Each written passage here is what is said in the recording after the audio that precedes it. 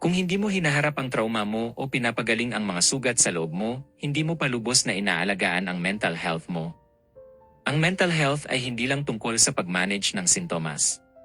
Tungkol din ito sa pag-unawa at paghilom ng mga karanasang humubog sa iyo. Marami sa atin ang pinalaki ng mga henerasyong hindi naturuang maghilom. Madalas nilang sabihin, magpatawad ka na lang o kalimutan mo na ang nakaraan. Mahalaga ang pagpapatawad, pero ang tunay na paghilom ay hindi nangyayari sa pagkunwaring walang nangyari. Nagsisimula ang healing kapag handa kang harapin ang sakit, tanggapin ito, unawain ito, at magpatuloy ng may mas malalim na kamalayan at pagmamahal sa sarili. Maraming tao ang natutuklasan na hindi pala sila sira.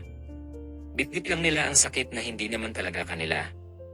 Ang henerasyon bago tayo ay natutong mabuhay at mag-survive.